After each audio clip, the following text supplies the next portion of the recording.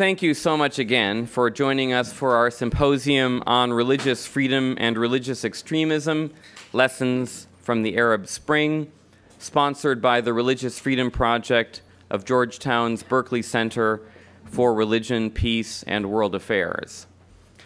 I am Timothy Shah, and I am Associate Director of the Religious Freedom Project, and it is my pleasure and privilege to introduce the second of our three panels today, the panel that we are calling our Keynote Conversation on the policy implications and the policy lessons that can be drawn from the connection between religious freedom and religious extremism, especially for those countries of North Africa and the Middle East that have been affected by the Arab Spring. The idea that religious freedom may be an effective policy strategy for addressing religious extremism is not new. Consider the policies that Thomas More designed for the island of Utopia about 500 years ago. In Utopia, he writes, quote, "There had been constant quarrels about religion, and the various warring religious groups had refused to cooperate with each other. So then, a new leader came along," Thomas More writes, who, quote, "made a new law by which everyone was free to practice what religion he liked and to try to convert other people to his own faith, provided he did it quietly and politely by rational argument." But More continues, quote, "If he failed to convince them, he was not allowed to employ violence or personal abuse." So in Thomas More's Utopia, a policy of religious freedom was the effective solution for the problem of religious extremism, religious conflict, and religious violence. Well, that was Utopia. What about the real world? To discuss that question, we are delighted that we have an all-star panel of experienced policymakers who between them, in my rough calculation, have something like 50 or so years of experience making policy, not for Utopia, but for the United States government. And to lead us in the discussion of this crucial issue, we are thrilled that we have Will Inboden, who is himself a foreign policy all-star, and also, who we're proud to say, is a fellow with our Religious Freedom Project. So let me introduce Will. He is assistant professor at the LBJ School of Public Affairs and distinguished scholar at the Strauss Center for International Security and Law at the University of Texas, Austin. He is also a non-resident fellow with the German Marshall Fund of the United States. Previously, he served as senior vice president of the Legatum Institute and as senior director for strategic planning on the National Security Council at the White House. Will has also worked at the Department of State as a member of the policy planning staff and as a special advisor in the Office of International Religious Freedom, and also had significant experience on Capitol Hill. So it's our great pleasure to have Will, who'll be moderating the discussion right now. Great. Will, take it away. All right. Well, thank you, Tim. Thank you to everyone for turning out on this lunchtime on a Friday for what we hope will be a very stimulating, provocative, and insightful question. As the moderator, I'm humbled to be in the presence of these three. I won't go through their lengthy bios. Suffice it to say, any one of them would be more than capable of delivering a keynote address on his own. So the fact that they have agreed to come together for a conversation, I think, is all the more enriching. As Tim mentioned, there's also a tremendous amount of statecraft experience represented on this panel. By my calculation, our members together have served in 7 presidential administrations, literally every one since the Ford administration. And during that time, they presided over some tremendously significant geopolitical events, and also relevant to our purposes today, worked on some profound democratic transitions, whether the democratic transitions in Asia, the democratic transitions in Latin America, certainly in Eastern Europe at the end of the Cold War, and now more recently the Arab Spring. Now, lest that collective description make it sound like our panelists are long in the tooth, I also know that they're very young, spry, and energetic, and have many of their best years still ahead of them. So anyway, I think they all started in the Ford administration when they were about 8 years old, so that's why. Yeah, listen to these. So anyway, what we'll be doing is a structured conversation here. I'll be putting a number of questions to our panelists as a whole, as well as to individual ones, and then after a suitable amount of time, we'll turn it over to the audience for questions from the audience as well. So, first question is for Steve Hadley. Steve, during his presidency, President Bush spoke often of his belief that the peoples of the Arab world both desired and deserved democracy. I want to know, would you view the events of the Arab Spring as a vindication or perhaps a cautionary tale for some of the vision that President Bush laid out, which you were very involved in as well? Well, I think the place we have to start is that the revolutions in the Middle East are being made by the people of the Middle East. This is their revolution. This is not made in America. This is not made by George Bush.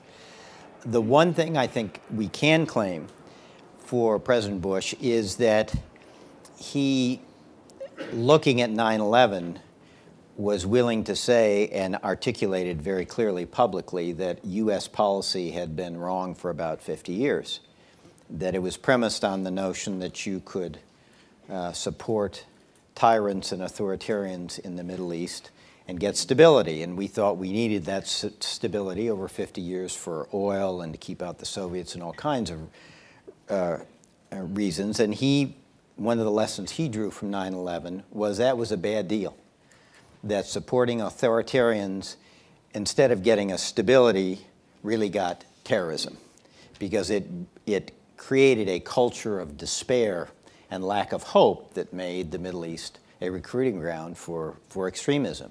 And he came out and said that very clearly, and that the United States had to have a different policy. It had to have a policy that supported freedom, democracy, human dignity, the right to people to take control of their own future, and that was not only the right of people, but also would over time lead to a real kind of stability, a stability based in democracy and freedom. And I think he was right. And I think he takes celebrates with the people of the Middle East that freedom and democracy are finally coming to the Middle East. Now, there are going to be, people talked about Arab Spring, and someone said, this is an Arab Spring, this is an Arab awakening, and we're going to have spring, fall, winter, summer, ups, downs. It's going to take a long time. But at least we can say that freedom and democracy are beginning to be on the march in the Middle East, and that's a very good thing. Great, thanks. All right. For Dennis, it appeared at times from the outside like the Obama administration was caught by surprise by the initial advent of the Arab awakening or Arab Spring. I don't mean that in an accusatory way. I think all of us were caught by surprise. But could you reflect from your time there on the inside how this played out within the Obama administration? What do you think the administration got right? What do you think they maybe got wrong in responding to these events in real time? Well, first, I think you're right about the fact that everybody was caught by surprise. Yeah. The truth is that nobody predicted what would happen, and I'll tell you a little story because it tends to validate this point. In the summer of 2010, the president signed out a decision memorandum that was to launch a whole-of-government review of our approach to the Middle East on the question of reform. And it was based on the premise, basically, that, Steve, you were describing, that President Bush had articulated, that the kind of the reality of the region was creating maybe an illusion of stability, but not the fact of stability, and that you couldn't, the formula that existed was not one that was going to be sustainable over time, and that, in a sense, our relationship with some of our Arab friends that were authoritarian regimes that were rooted in traditional strategic sets of interests were understandable at one level, but the cost of association with them was going to go up because their ability to sustain themselves in power was going to become increasingly more problematic. Now, I tell you this not simply to create a backdrop, but in the course of doing this review and taking a hard look at a lot of the questions associated with our relations, we not only had a lot of internal discussions, we brought in some people from some of the think tanks around town and around the country, but we also, at one point, brought in 30 activists from the region. And I met with them, and this was 6 weeks before Mohammed Bouazizi set himself on fire and effectively set the region on fire. And they were from everywhere in the region. And they, when I say activists, they were, almost every one of them had been arrested. They all had a huge stake and belief and commitment to transforming the realities in the region and to changing what was the authoritarian situations they found themselves in. And at one point I asked the question, how soon do you think change could come? And 30 of them, and they were from Morocco, Tunisia, Egypt, Yemen, Bahrain, meaning they covered the whole breadth of the region. Not one of them thought change could come soon. Now this is 6 weeks before Mohammed Bouazizi sets himself on fire. And it's not a criticism of them, it's that they looked at the situation like many of us did and said, as we look at this in the abstract, we say this is not a sustainable reality. But when they looked at the reality of trying to change governments that they viewed as having a monopoly on the means of violence, no hesitancy in terms of being prepared to use it, a determination to keep themselves in power, a sense that they themselves were not organized in a way that would necessarily produce change, they drew the conclusion that you wouldn't see change happen very quickly. So people who had the greatest stake in change themselves, and they, by the way, they also, it wasn't just that they represented geographically the breadth of the region, they also represented what I would say demographically, different age groups. And they didn't see it coming. And we can go through all the reasons why it eventually erupted. So the fact that they didn't see it coming is not, it doesn't then become a huge surprise that we didn't see it coming when it came. When it came, the administration was confronted with a lot of very immediate dilemmas. And there were debates within the inside, which won't surprise you, between those who said, look, this is not only the right thing from a value standpoint, it also represents kind of the sweep of history, and we should be on the right side of history. There were those who felt that, particularly when you looked at Egypt and saw the relationship with Mubarak, their focus was, okay, we see that you know, change is coming, but you can't simply sweep away 30 years of friendship, and how will we be seen by the rest of the region? What about some of our other friends? How will they interpret this? And it won't surprise you that many of our friends from different parts of the region were at the highest levels were calling in and saying, for God's sakes, if you're going to jettison Mubarak, what does that mean about us? And so, you know, in the real world of policy making, you have to make choices between options, many of which are not all that desirable, and sometimes you choose the ones that you think are least bad. In this particular case, a judgment was made as it related particularly to Egypt to try to convince Mubarak that his own desire to preserve a kind of Egypt that he himself you know, put a premium on, which was stability, the only answer to that was to create a transition. And there was a transition where he would leave and where his son wouldn't replace him. And so there, you know, and even I have to say, even within the context of what I just described, there was a debate about how hard to push that versus how to manage this. And the basic decision that in the end was made was a decision that would have us actually had the president speak to Mubarak, in addition to the fact that the decision was made to send an emissary, Frank Wisner, to try to manage a transition. And again, when you look at the debates, you can imagine the debates between those who are saying it's not only the strategic interests of some of our friends in the region that who are going to be highly unsettled if it suddenly looks like you're walking away from a friend of 30 years, but also there's the question of, all right, what's going to replace them? What's the reality about trying to manage the transition? And frankly, to take the point that Steve made earlier, we're not the ones who are driving this. We're not the ones who are creating this. We're not the people who put you know, 2 million people in the street. How much influence do we have, and what's the best way to try to exercise it? And you know, there was a conversation that the president had with Mubarak that can only be described as a dialogue of the deaf, because the president was saying to Mubarak, you know, you were a child of Egypt, you're a patriot, you've sought to do a great deal for your country, and now the greatest thing you can do for your country is to help to manage that transition. And Mubarak said, and I have to say this was words that echoed in my ears, because over the years when I had served in different administrations and I had dealt with Mubarak, even though my main responsibility when I was dealing with Mubarak was on the peace issue, there were a number of times when I would raise the issue of reform with him, and even I would raise the issue of what was in his media with him, and he would tell me I was naive, that I didn't understand, and that I didn't understand his people, he did, and you know, if he wasn't there to preserve stability, the chaos that would emerge, the Muslim Brotherhood would take over, you know, and he would paint these scary scenarios, and I would explain to him, you know, it's hard to see how, if things didn't change, that he wouldn't face that anyway, or Egypt wouldn't face it anyway. Well, in this particular case, in this conversation, you know, the president, you know, was trying to persuade him, and he came back to the president and said, "You don't understand my people. You will see this will all blow away in a few days." And the president literally said, you know, was saying to him, you know, what if you're wrong? You know, you could be wrong. And he said, and Mubarak said, no, you don't understand. The president said, look, let's talk again in 24 hours. Let's just see. And he said, no, let's do several days.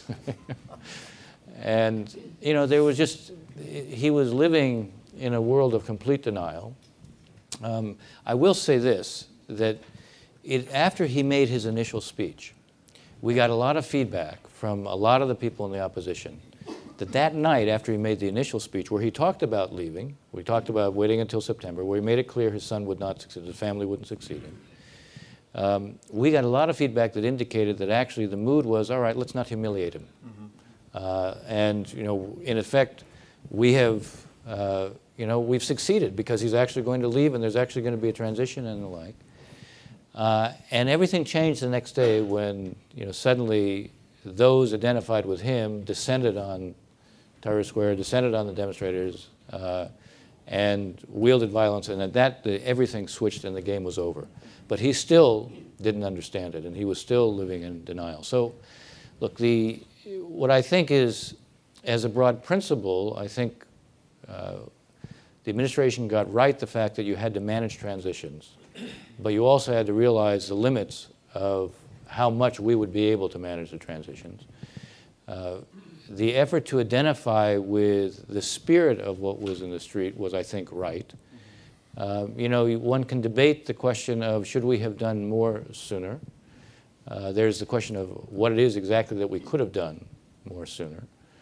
You know, there was an effort made that I think was right to realize that we ourselves were unlikely to have the kind of credibility that others there, people on the street basically would look to us as being a symbol of change. We were too associated for too long with the Mubarak regime to have that kind of credibility. I can also tell you that I spoke to a number of Egyptians who basically were saying to me, what does the United States know about transitions? You know, Hungary knows something about transitions, Poland knows something about transitions, Chile knows something about transitions, Indonesia knows something about transitions. But when did you have your transition? And one of the things that we did try to focus early on was not just working with the EU, but working with a number of those countries that had had transitions to see if we could develop what were a common set of themes that we all would be using, because that would have a greater likelihood of receptivity and have a greater degree of credibility. You know, could we have done more to try to help the forces that needed, I think, greater identity and organization? We certainly could have tried, and I think we did to some extent. You know, I think that in retrospect, I'm not sure that, you know, I think on the issue of what we could have been doing and saying publicly, I think we were basically right. I think on the issue of how we could have tried to orchestrate with others more sooner. Maybe we could have done more. On the issue of how we dealt with and have dealt with the SCAF, meaning how the Obama administration dealt with them, here again, there were a lot of high-level entreaties to them. The question was maybe more could have been done with them sooner to impress upon them the need to adopt not just the words of civilian transition, but much more credibility when it came to how they were responding to real freedom of speech. I mean, some of what they did and the people they put in prison early on just undercut their own credibility. And I think they were also creatures of habit, and it was hard for them to break with that. The short answer is getting this exactly right is maybe easy to describe theoretically and hard to do practically. All right, a question for Elliott. Elliott, during a good part of the Bush administration, you had the unique dual roles of being the White House's point man on democracy and human rights and religious freedom promotion, and also the point man for Middle East policy. And we heard Steve reflect a little bit on some of President Bush's strategic vision and new calculations for the order in the region. As you look back now on your time in the Bush administration, if you could engage in a little bit of reflection and self-criticism perhaps, what do you think the administration got right, and what do you think the administration could have done better on these issues of democracy, reform, human rights, religious freedom in the broader Middle East? Self-criticism is very Chinese. You get up in front of the room, you sit in a hard chair. A Maoist panel here from the that's right, the 1960s. So. And then you head out to the countryside. You're exactly right. You dig ditches. Yeah, no, yes. I don't think so. They may look like undergrads out there, but they're peasants. I see. That's okay. That's right. So, okay. Well, I think that after 9/11, President Bush began an effort to understand what happened. Mm-hmm. Why did it happen? Why this hatred, and hatred of what? And why from Saudi Arabia in particular, so many of the bombers. And I think he came to a view which Steve described. That is that it was a view that was beginning to be more broadly expressed in the region. The famous 2002 Arab Human Development Report from UNDP, that there was a freedom deficit in the region. That is, that what the bin Laden, for example, was most against in the whole world was against the Saudi regime, and that you could see this as a problem in the political, especially political organization of these regimes. And we saw this term freedom deficit. And I think that analysis was correct. And it led the president to the view that these regimes were not actually stable. Now, he said, the change is the work of generations. He did not say, you mark my words, in a year, this will all be gone.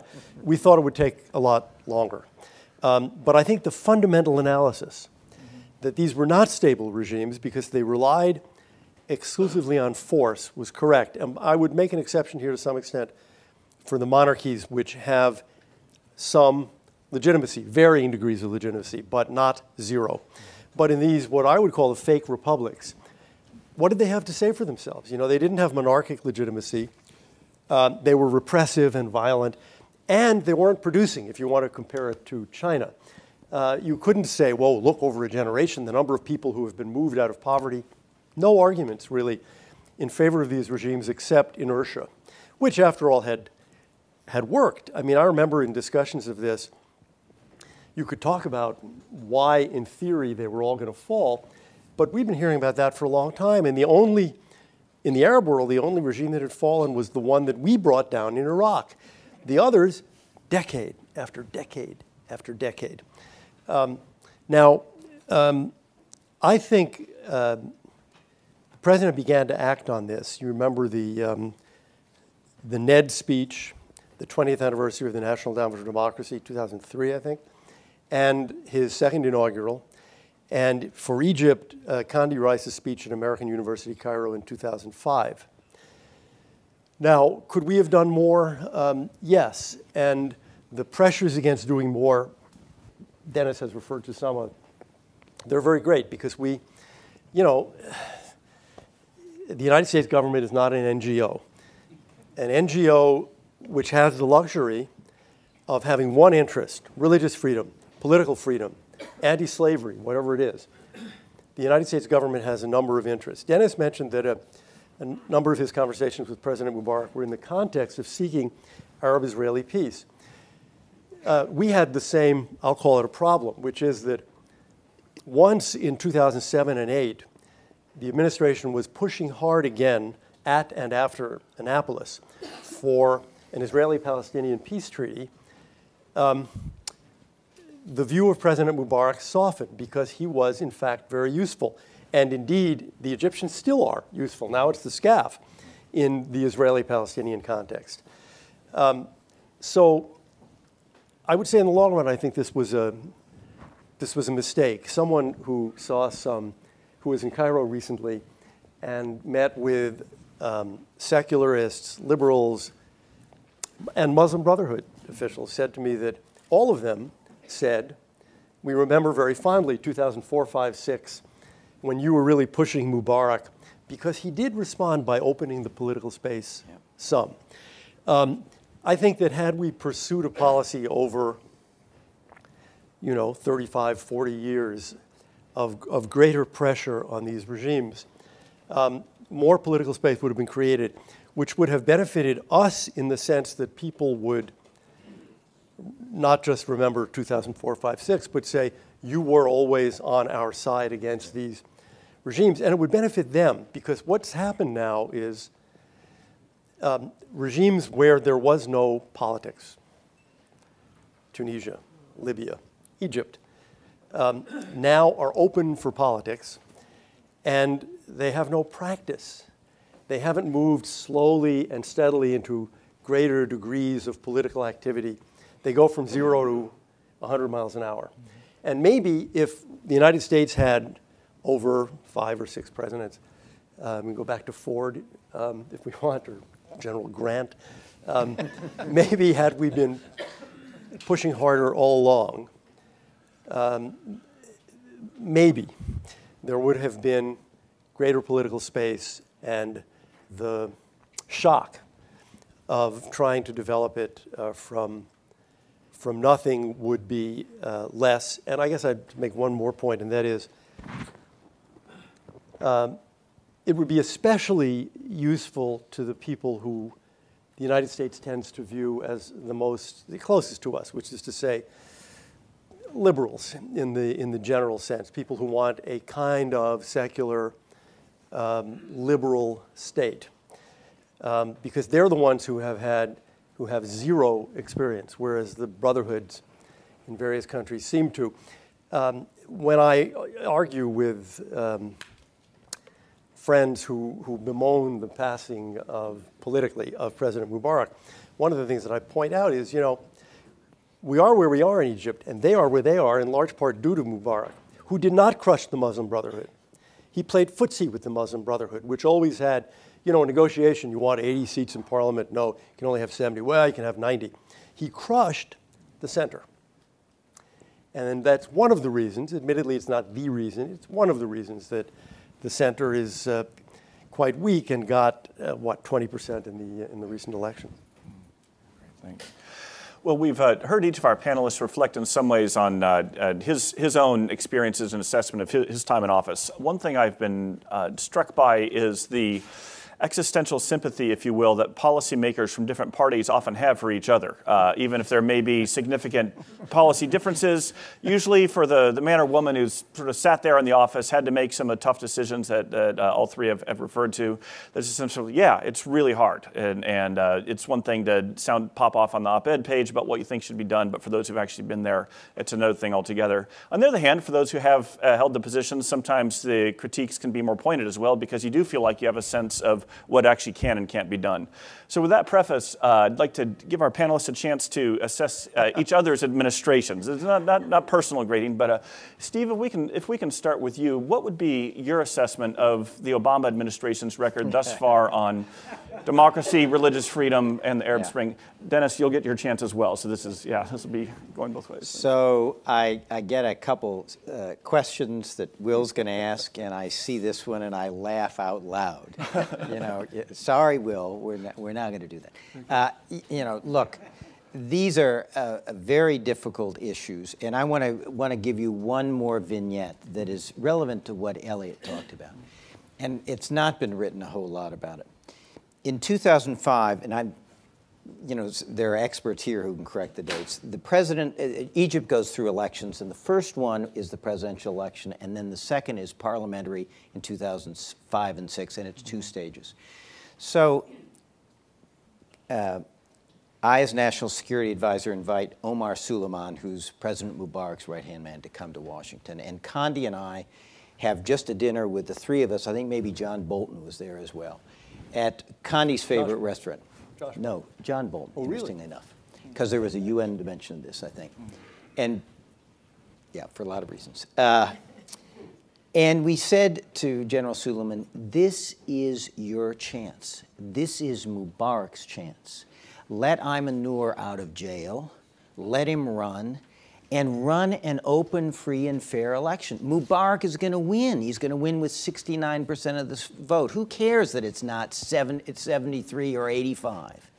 But have a free and fair election and have him campaign and have him describe to the Egyptian people what he's going to do. And we sat there for about 2.5 hours. And he said, well, what about the security service? And we said, there's going to be demonstrations. Don't crack down on them. And we talked about how you have to work with your security forces to maintain law and order, but in a context of free and fair elections. We spent 2.5 hours, and he was taking notes. And they did a lot of that. And Mubarak did go out and campaign. And after that election, the Egyptian press was saying, Egypt will never be the same. And so we said, great job. You're on the road. Go to the parliamentary elections. And the first round of the parliamentary elections occur.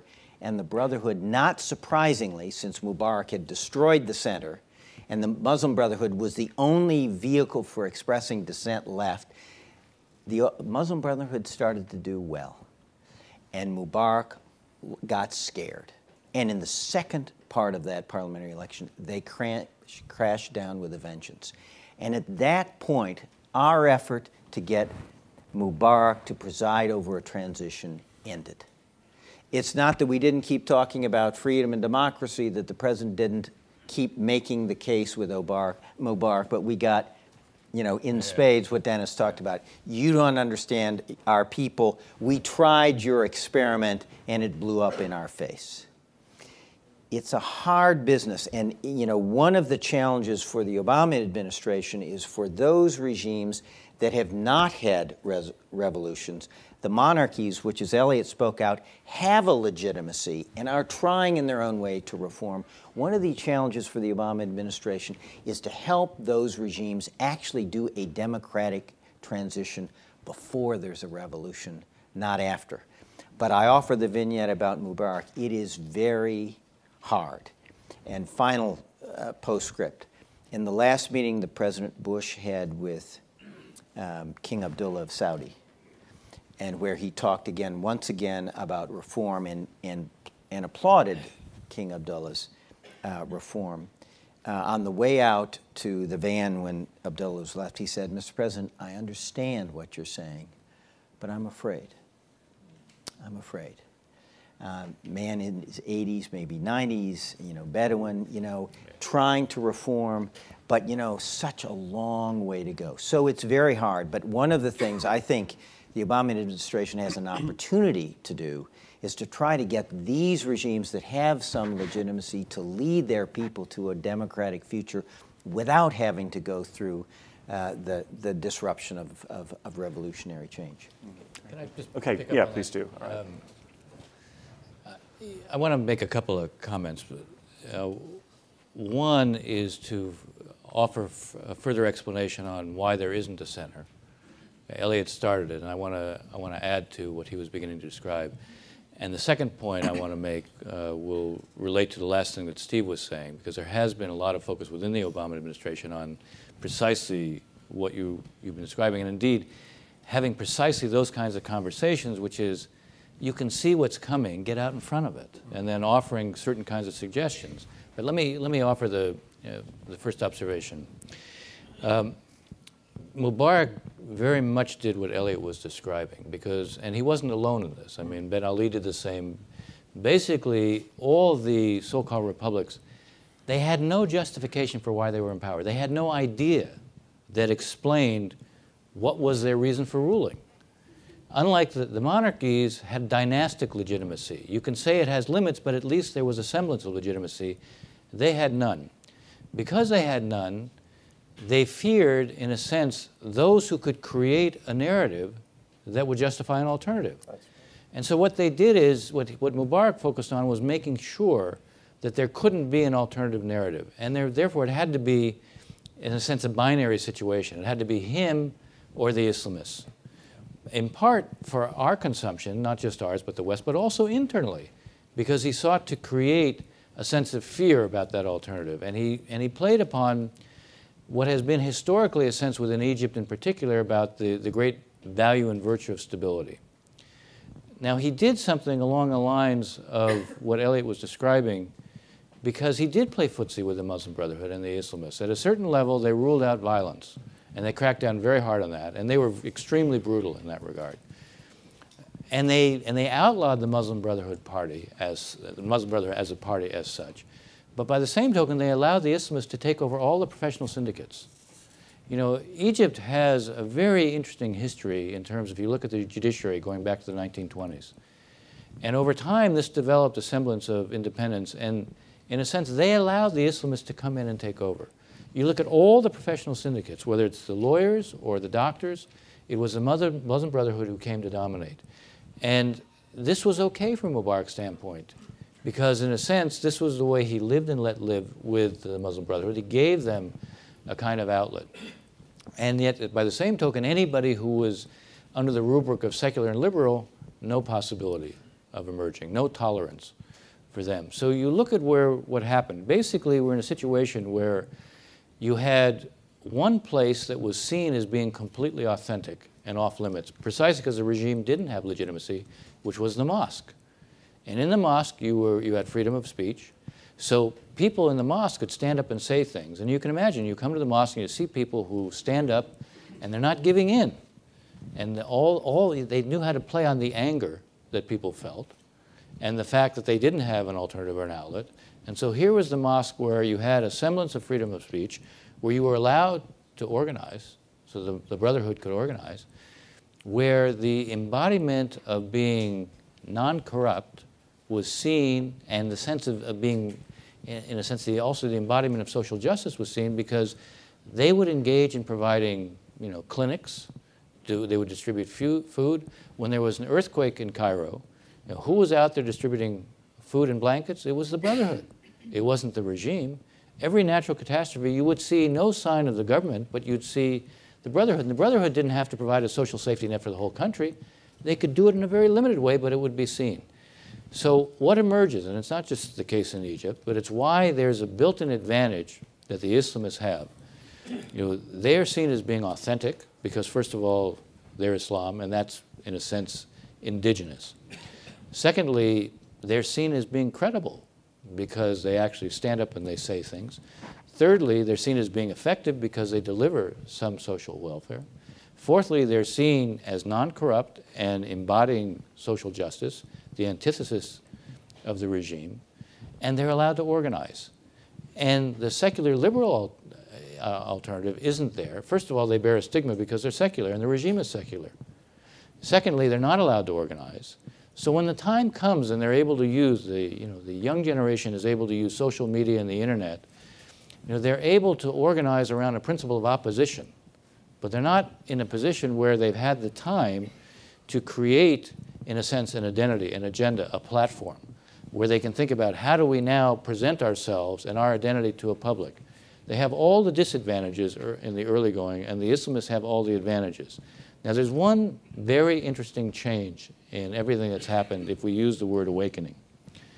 And that is that this was a region that was characterized, since I'm in an academic setting, I'll use the jargon. This was a subject political culture, not a participatory political culture. And what's happened in the last year, and this is one of the reasons that I don't despair, although I'm not feeling easy about where things are, the fact is people in this part of the world today increasingly see themselves as citizens, not as subjects. And as citizens, they should have rights. As citizens, they can make demands. As citizens, they have expectations. As citizens, they should be able to hold their governments accountable. What they don't have, and this gets to a point Elliott was making as well, they don't have institutions that are there that allow them to express what citizens would express. And it's going to take time to build those institutions. And one of the things that has to happen now, playing upon their self-image of being citizens and the fact that they feel they have a voice and they're not simply going to give up that voice, it's important to create standards of accountability. And again, on our own, we can't do this because we don't have the credibility to be able to do it, and it's very easy to try to blame things on us. But the more the narrative of blame is the one that's adopted, the more you're not going to see one house built, one job created, and it's not going to address what are the demands and expectations. So there are things that can be done, but you're going to have to create standards of accountability as it relates to the regimes where the Islamists will have all the advantages. Last observation, which gets back to what Steve was saying. It is essential, and the administration has done a lot of this, and it has done it at a lot of different levels, and there have been sustained conversations, especially with the whole range of our friends about, the one thing you can see is that in the region you see a sense of citizenship emerging, and you're going to have to find ways to respond to that. You're going to have to create a sense of inclusion. You're going to have to create a sense that people have the means to participate in somehow shaping their own future and their own destiny. It's an easy thing to say, it's a hard thing to do, precisely because you get back to what King Abdullah said to President Bush. Many of them will say, we understand. I'm not going to identify the individuals who say this now because they're in power. Many of them will say they understand, but they don't quite know, even when we make suggestions, even when we suggest ways that we and others can be helpful, they don't quite know how to take the steps that will be responsive without unleashing a set of forces that they fear will undo them. And there aren't too many people in power who are going to take steps that they think will actually undo their hold on power. Thanks.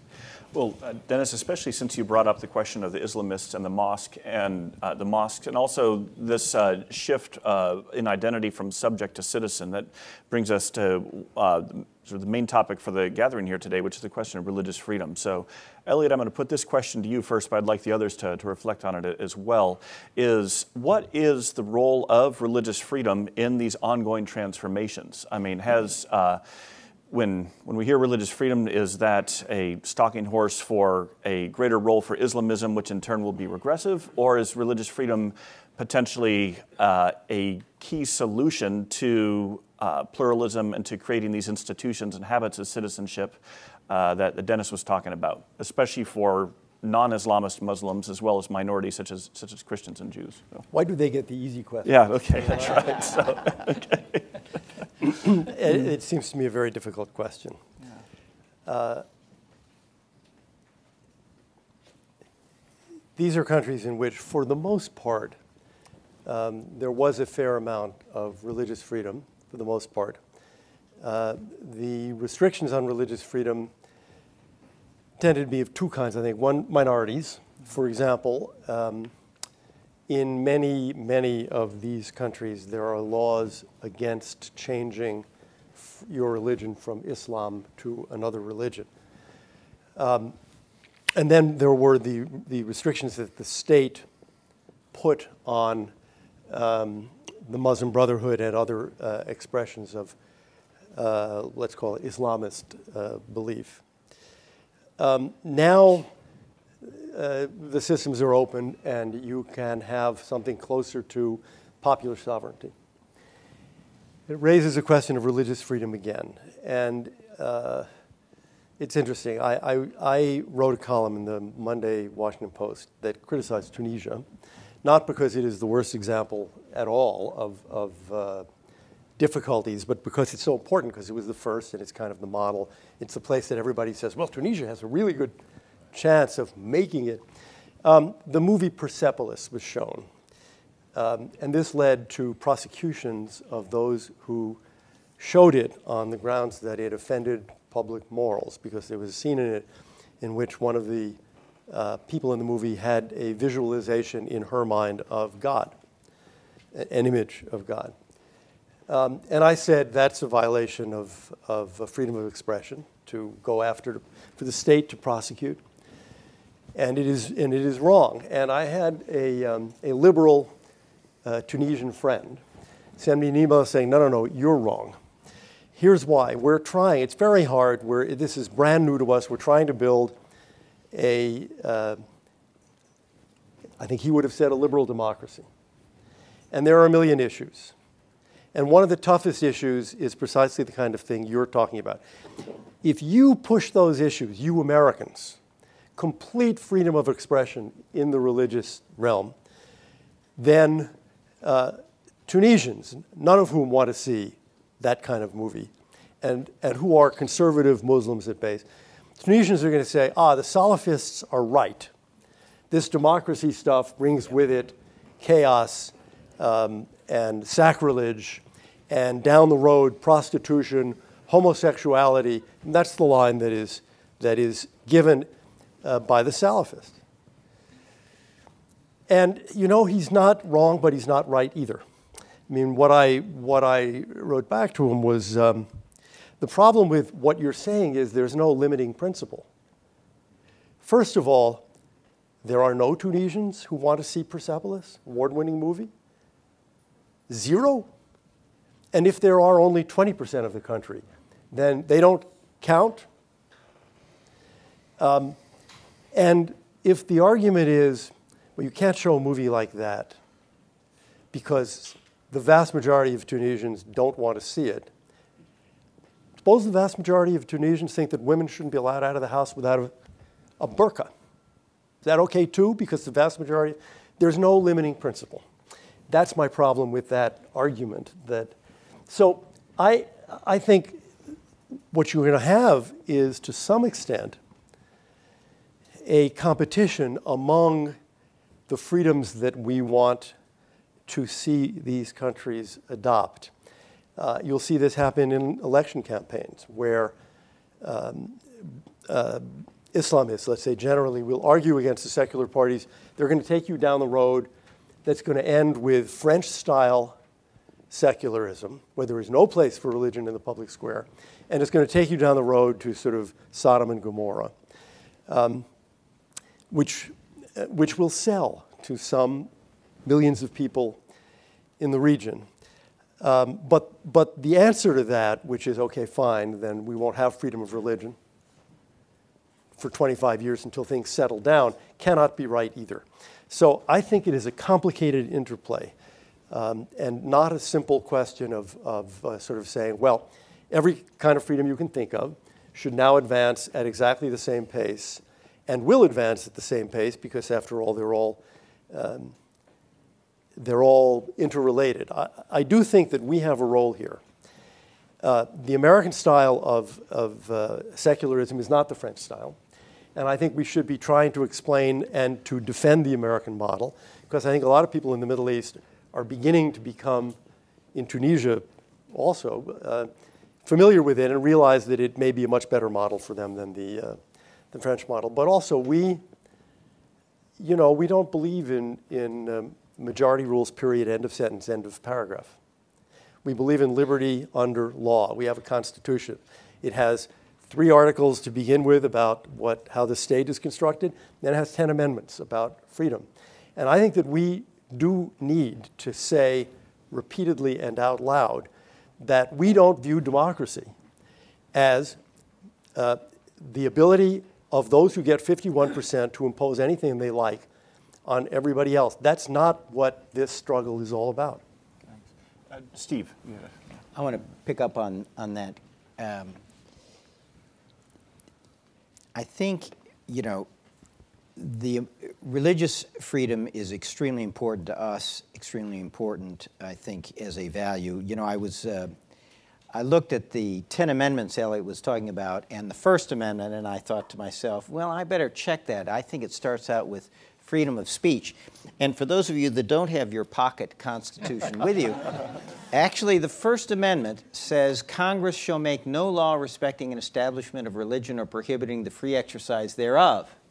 And only then do you get free speech and assembly and all the rest. And I think because in some sense, if you've got freedom of religion, the other parts of that amendment follow on as corollaries. So freedom of religion is very important. But as lawyers say, hard cases make bad law.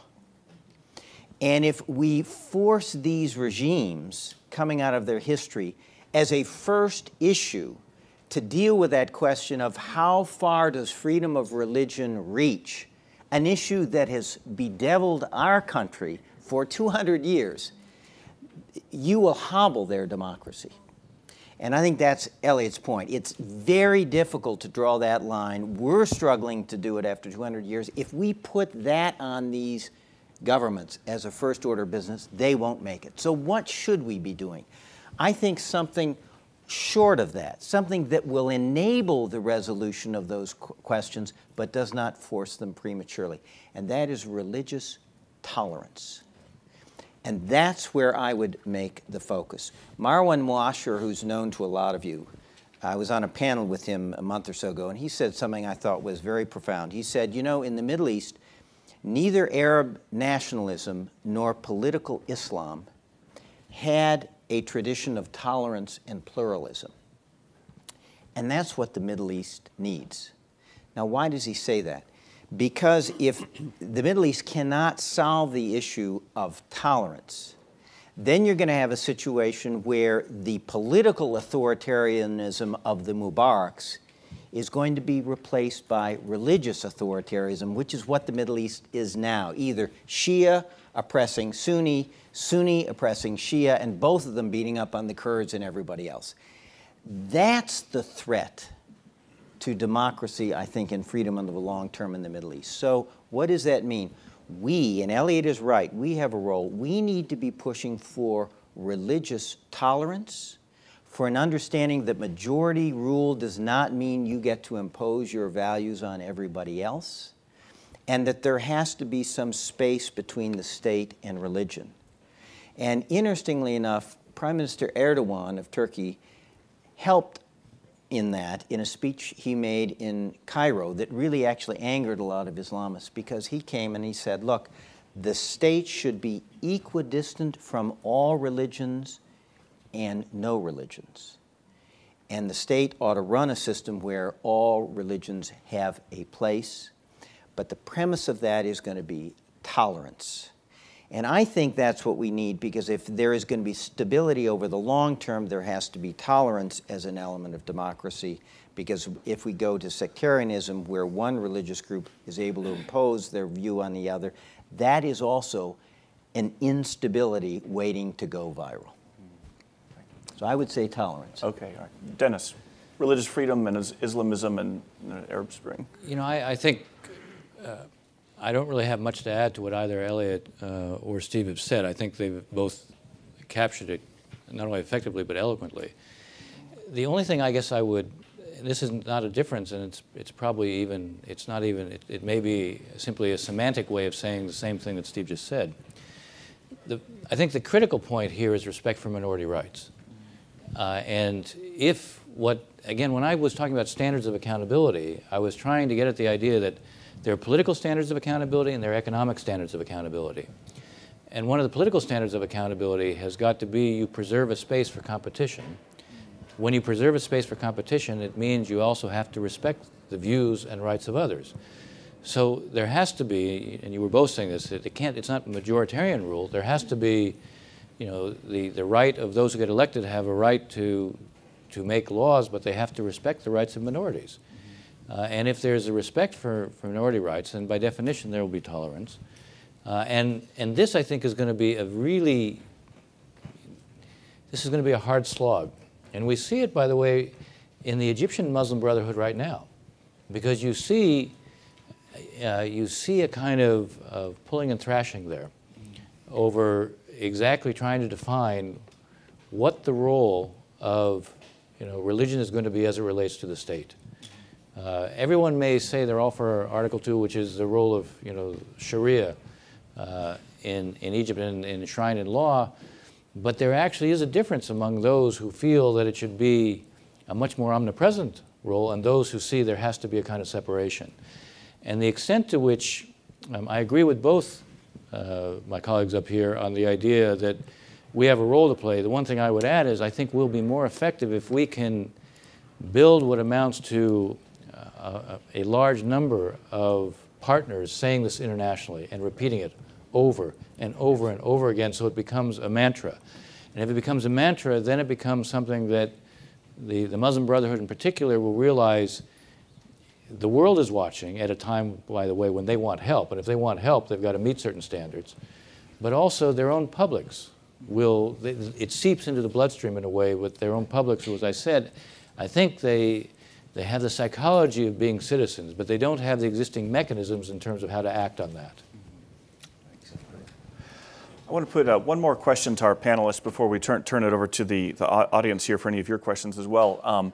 And this is on a country that is not necessarily associated with the Arab Spring, but arguably some might say the early seeds of the Arab Spring were not just in Tunisia in late 2010, but in Iran in 2009 with the Green Movement protests. The headlines on Iran these days have mostly to do with the impasse over their nuclear weapons program. But I'd like to ask the panelists, and Elliott, we'll begin with you, always putting the hard ones to you first. Given that the nature of the Iranian regime is almost defined by a particular brand of religious intolerance, do you think that religious freedom advocacy, whatever that might look like, might be a way into the side door of promoting reform, moderation, a better path forward in Iran, especially given the religious minorities there, as well as the many Iranian Muslims who don't share the regime's interpretation? So. I do. Okay. I do because, I think the people of Iran have now been inoculated against this form of political and religious organization by having the horrible experience of living under it. They have seen what Velayat-e Faqih really means in terms of intolerance and repression and corruption. And I believe they would vote against it if there were ever a free election. Which is why there's not going to be a constitutional referendum in Iran asking the people whether they want it anymore. So I think it's something that will change when this regime someday falls. I think there are many, many Iranians, we'll never know the exact numbers until Iran is free, but who believe that this is a corruption of Shia Islam. And in fact, I think it is, and it is a great change from the way Shia Islam has been practiced, at least for the last couple of centuries. They've really, I think, essentially destroyed the system of having emulated leaders, marjia, by bringing them all under the control of the state, which ruins them and the entire system. And it is not, therefore, surprising that some of the most important resistance to the regime comes from Qum and comes from the clerical establishment and in fact, there were several prominent Shia leaders, including some grand ayatollahs, who refused to vote in the recent elections on the grounds that it was all such a corrupt political system. Ultimately, and they look around, I'm sure, and they realize that in some of the Arab countries, we've seen free elections in Tunisia, in Egypt, Islamist parties win a free election, big victories. But in Iran, the population is really disgusted with the kind of Islam that the state is forcing on them, and they realize what that means for the future of Shia Islam in Iran. So I think in the case of Iran, I'm going to carve out an exception here, but generally speaking, the push for religious freedom, I think, is very helpful overall in arguing for a better future for Iran. I am troubled by one part of this picture, and that's the Baha'i. This regime has been really vicious and bloody and murderous when it comes to the Baha'i, who have had troubles in a lot of Islamic countries, including Egypt, but in nowhere as terribly as in Iran. And I don't know whether the post-Islamic Republic, Iran, will understand this is all part of the same disease of intolerance and should be ended, or whether what you'll find is people saying the state should not try to impose what is the correct form of Shia Islam on us. But, the Baha'i are heretics, so that can't be tolerated. One has to hope that this experience, of course, teaches tolerance not only for your own group, obviously, but by definition, the real meaning of it is tolerance, and I would hope they would then go beyond that to real religious freedom, but at least tolerance for those who are not in your group. Steve, if you... I want to go back. I think the answer, I would have given a different answer, and I think Elliott's actually right. My answer now would be, having been informed by my colleague, is yes, but in a sort of indirect way. And I go back actually to that First Amendment. Congress shall make no law respecting an establishment of religion or prohibiting the free exercise thereof. And those, for 200 years, there's a tension between those. And so I think it helps in Iran in the following way.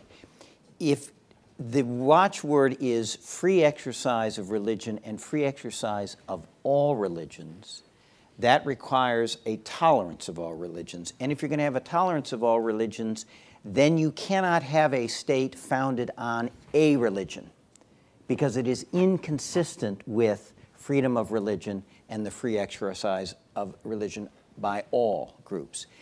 And that really is the issue in Iran. You have a theocratic-based regime.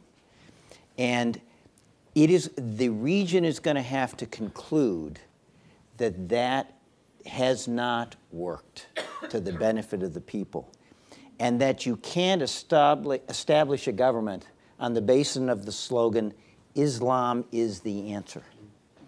If your question is, what is the answer to all political problems and to the question of how to found a political system, Islam is the answer, the region's going to have to decide on that sense to that question, no, it isn't. And in that sense, Iraq is ahead of Iran. And because of the remarkable character of Ayatollah Sistani, who in the early days after 2003, when all the political parties came to him and said, Ayatollah Sistani, tell us what to do, he was self-limiting as to power. That is to say, he said, no, that is a political question. You need to work it out. I think that is the right answer. And I think as part of this tolerance dimension, the second piece of that is the region is going to have to understand that a political system based on religion is not the answer. Dennis? I don't have a lot to add. I mean, it is one of the points that Elliott made, I think, is exactly right in Iran. What this regime has done is give religion a bad name. Mm-hmm. And in many respects, it's probably discrediting it for the future. And it's one of the ironies that we've seen a decline in the power of the clerics under this regime. We've seen a militarization of the regime, and power is being taken, in a sense, away from the clerics. It's also, as Elliott was saying, the quietest school of Shia Islam, which is really the dominant one, which Sistani represents, is a polar opposite of what has emerged within Iran. So, I think at some point in Iran we're going to see a change. It's true the focus is on the nuclear issue right now for reasons that are understandable, but there is having been trained initially as a specialists on the Soviet Union, and you can always tell someone's age. You were talking about it not being long in the tooth, but you can always tell someone's age when they're a specialist on a country that no longer exists. But the reason I cited it as an interesting example, I see within Iran what looks to be an analogous situation to the Soviet Union in the early 1980s, where ideology, in this case, religion as they describe it, has lost its relevance as being an idea to justify a rule. It's there as a cloak. And underneath the cloak, you have a kind of corrosive reality which is eating away and will eat away at this regime over time. You can never know and predict how long it takes for something like that to emerge, but I do think its impact in Iran on religion is going to be increasingly negative over time, and we're not going to quite know when this, maybe there'll be an evolution from this regime. Maybe that's what will happen first, but if there isn't, then there could be a reaction, and there could be a reaction against religion. Okay, now we're going to open it up to the floor for any questions. Let me just say up front that the three stipulations for any question are that you first identify yourself, second you keep it brief, and third you keep it civil. So, all right, right here. Yeah, right here in front. So thanks. A microphone is coming around just to your right. Thanks. Okay. Thank you. I'm Jillian Twedler from the University of Massachusetts Amherst. I really appreciated hearing the sort of inside stories of talking to Mubarak. And I think it's really heartening to hear because there's often this perception that no one in the US government really is trying to push these issues, and I think it's important. I'm wondering if you could share some stories about other regimes in the region. Have those conversations happened? I'm a specialist on Yemen and Jordan, and I know in 2006, Yemen had its first real alternative candidate in its presidential election.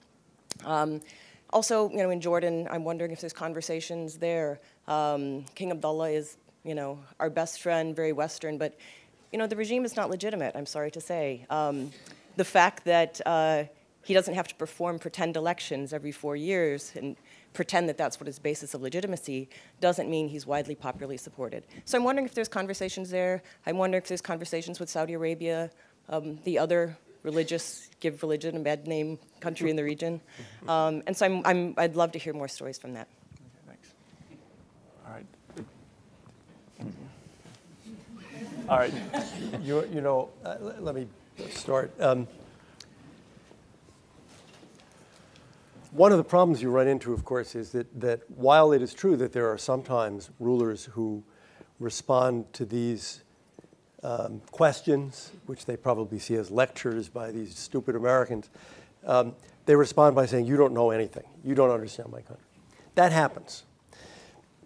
But what happens with equal frequency is people saying, absolutely. You are right. I'm doing it. I'm with you. I'm ahead of you. When that is just, pablum for us. Now, there was a period at which it looked as if President Saleh was moving ahead with the democracy. I mean, he had a reasonably free election. He had an opponent in that election, and he had a couple of good years. But I think looking back, one can say that, he had not sort of read that Constitution and said, this is it, I'm there. He did it. He did what we wanted him to do. We and others in position to give him money, the EU, World Bank, IMF, and so forth. And in the case of Jordan, I'm not sure. That is, the most effective lobbyist for Jordan is the king, as his father was.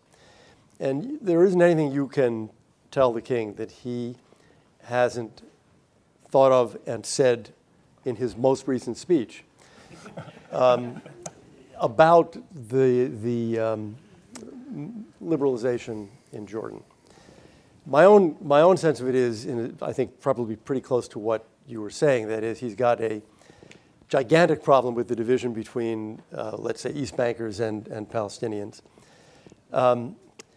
and the division of spoils in the government. He's got a system where, quite intelligently, the prime minister does not come from the royal family. He comes from politics, because that means that when people get annoyed after 8 months, he's gone. Prime minister's gone. You get a new prime minister. The problem, of course, is if you do that every 6 or 8 months, year after year, people will begin to doubt whether the changes and the reforms are serious. The king has promised, in the aftermath of the Arab Spring, real reforms. I don't think there have been real reforms. He's worried about something that we're not worried about, and this can be positive or negative, and that is, I don't think he's so much worried about what's going to happen between now and December. He's worried about whether his son will be king of Jordan. And he's got to sort of figure that out, and it's hard. I mean, I think if you try to think, what would you tell him if you were his brother or a close advisor in the royal court? How do you maneuver through this over time? I would argue that the game he's been playing really for 10 years of what I think it's fair to call fake reform will ultimately have to be jettisoned for real reform. But, I mean, given the political situation on the ground there, again, that's easy advice to give from Washington and hard to implement in Amman. Dennis or Steve? I guess I'll add a little. I think Elliott's description and analysis is quite apt. In the case of Saleh, clearly there were extensive conversations over in the Obama administration with him to try to move him out, to get him to accept the transition. It was, in this particular case, it was coordinated very closely with the GCC states because they were central to providing him the means of staying in power. It moved with fits and starts. He, as was his wont, he would make certain commitments. At a certain point, even everything was done, and then he would back away. This is a guy who had obviously stayed in power for 30 years and was pretty good at maneuvering. And that meant not only internally among the tribes, but it also meant externally with choosing to have certain allies at certain points and then choosing to have different allies at different points. In the end, he did go along with the transition. Now, obviously, there are some very positive signs with this transition. There still are some open question marks in terms of the weight of his own family within the military. But it is pretty remarkable to look at what the reaction to these elections were, including among those who had been fighting each other. There was a genuine sense that something profound had now happened. So, look, the problems in Yemen are enormous. They have few resources. They're running out of water.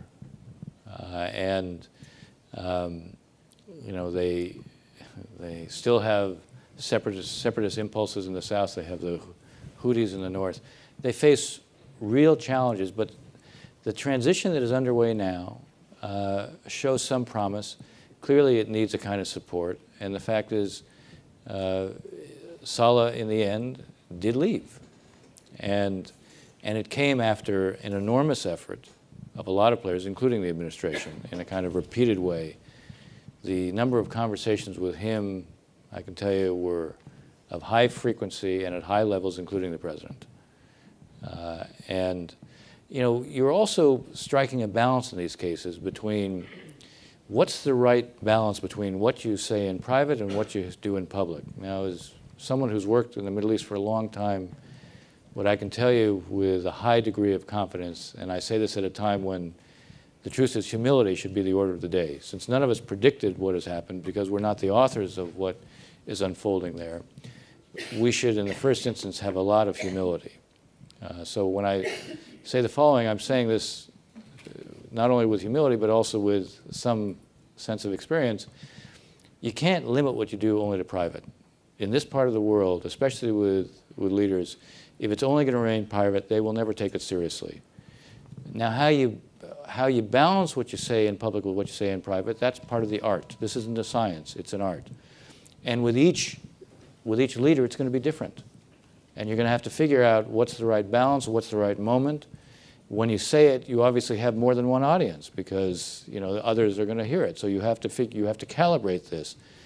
But if you're going to operate only in private, you won't be effective. And what worked, I think, ultimately in getting Saleh out was at different times we ratcheted up what we were saying in public, but even then we coordinated that with the others who we felt had even greater leverage in terms of moving him. So, you know, having written a book on statecraft, I could say an element of statecraft here is also realizing what you say in public, if you have other actors who are key, or at least are maybe pivotal in terms of helping to succeed in producing the outcome you seek, you also have to orchestrate what you're saying in public and not surprise them.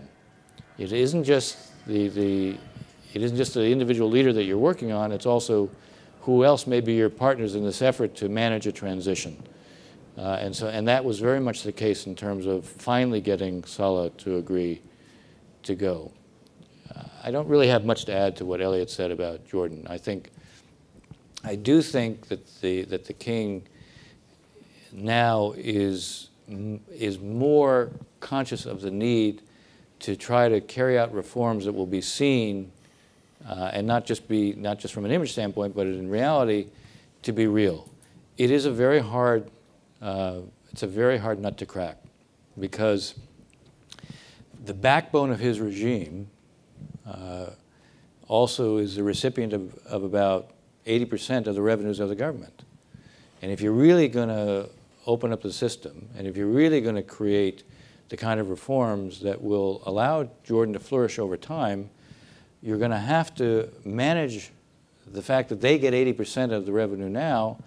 You can't have them go cold turkey without unleashing forces that, in a sense, you're not going to want to see happen. So again, this is one of these cases where you can do a lot, you know, in the laboratory that seems to make sense, but in the real world where you have to carry it out, it's a very hard process to, you know, I think, to orchestrate. I do think that the king has thought a lot in the last year about ways to create not only reforms, but also to demonstrate that the reforms are real, and also he's looking at models much more than was the case before. And the Moroccan model, in some respects, there's, you know, because both of these particular monarchies trace their lineage back to the Prophet, they have a lot in common. And I think he does look to Morocco with, you know, as one potential model. And, you know, the King of Morocco is a kind of interesting example of someone who did look at what was happening and decided that he had to try to get out front of it. And, you know, what has emerged there, again, there's never going to be anything that's going to work perfectly, but what's emerged there, I think, has some potential. And I think that at least the King of Jordan is still trying to think through, is that an appropriate model, or are there others, are there some hybrids that he will try to pursue? My sense is that he really genuinely is wrestling with this and trying to proceed, but the context is a very difficult context, and there are no simple answers for it. Steve, any more? You may want to go to another question, so we have some time. All right. For okay. getting Okay. We've got right here, Dan Philpott, a mic over to Dan, please. Thanks. Okay.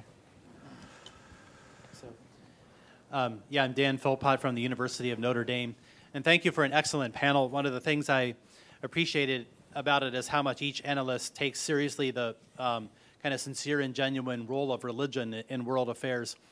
But it wasn't always so. In his book, The Eagle and the Lion, James A. Bill recounts the story of the CIA analyst Ernie Olney, who in the 1970s saw religion as being very important in Iran, saying we've got to look at this, that we've got trouble on the horizon.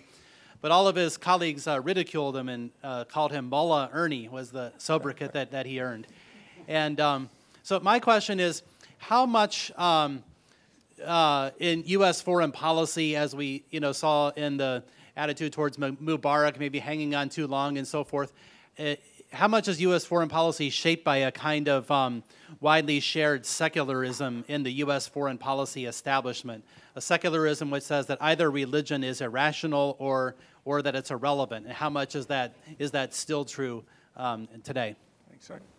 Steve, do you want to take first crack at that just because you pass along? Yeah, and we'll try to make our answers a little briefer.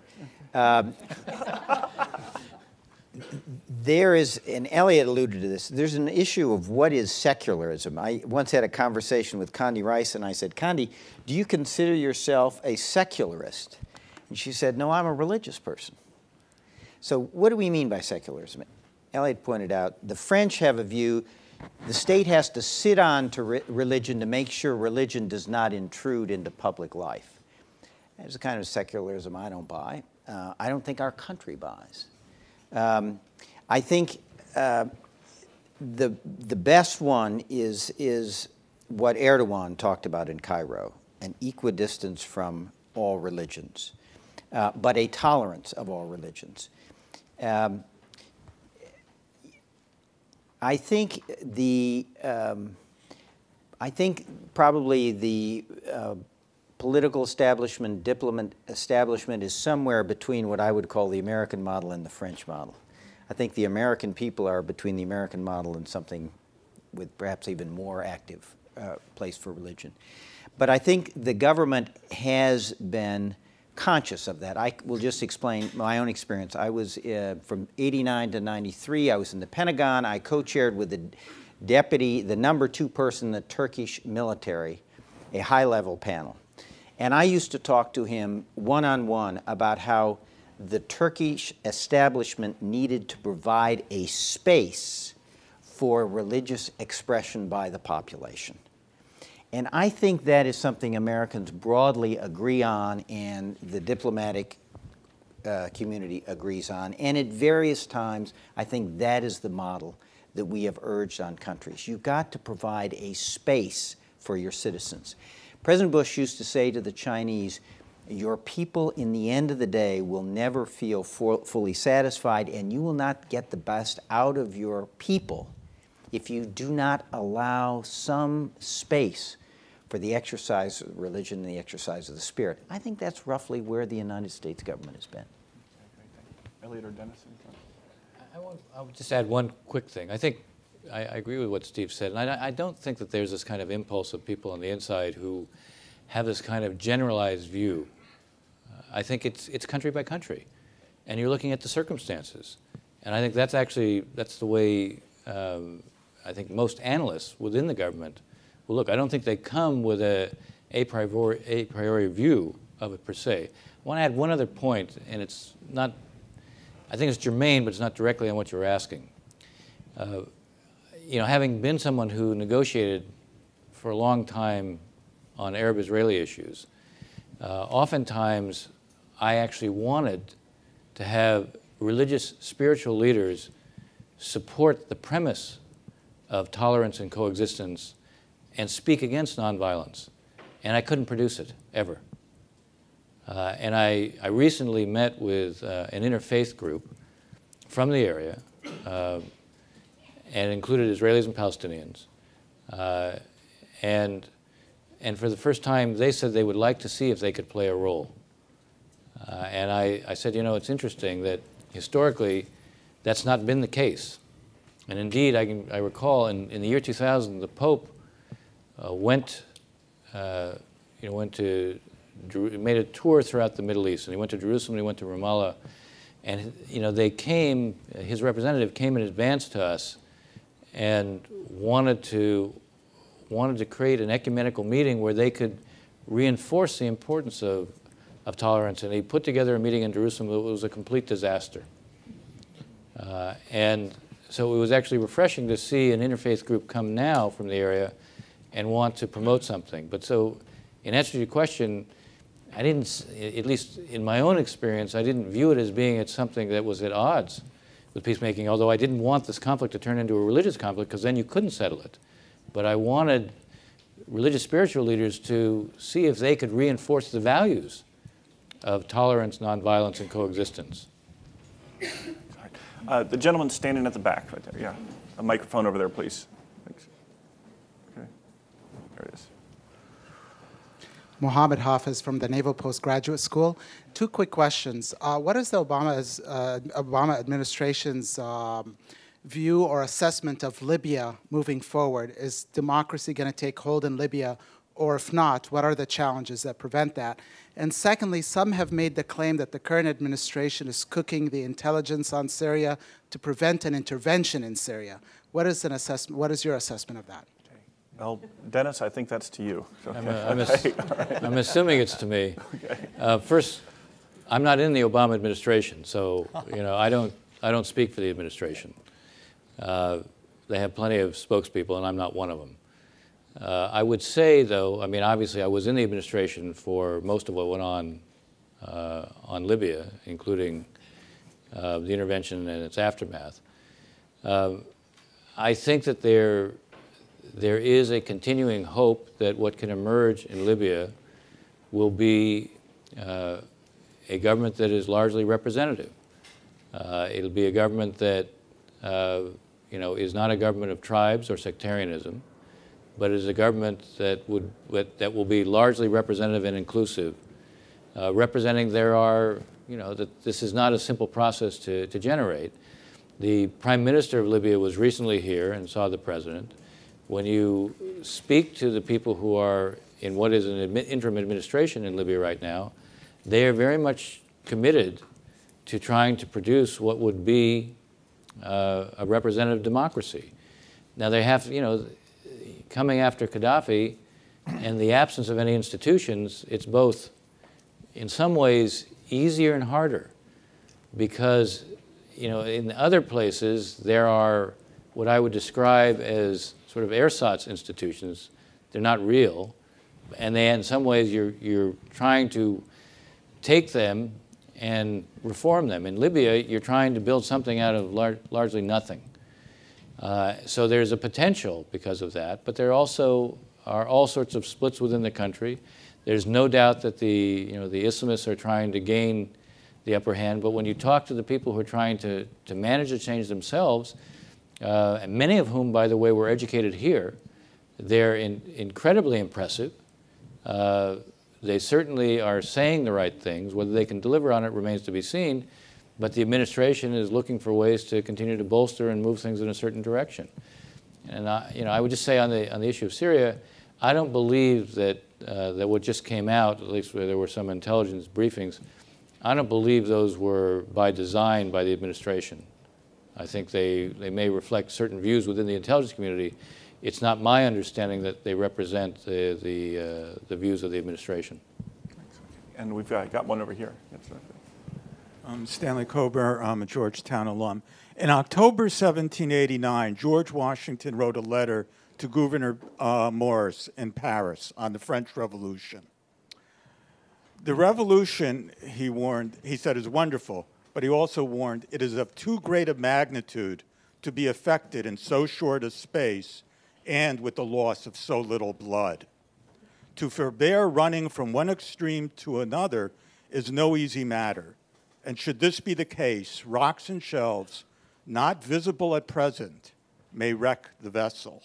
And I was just looking at an article in Al-Aram about people in Tunisia having a demonstration calling for Sharia law.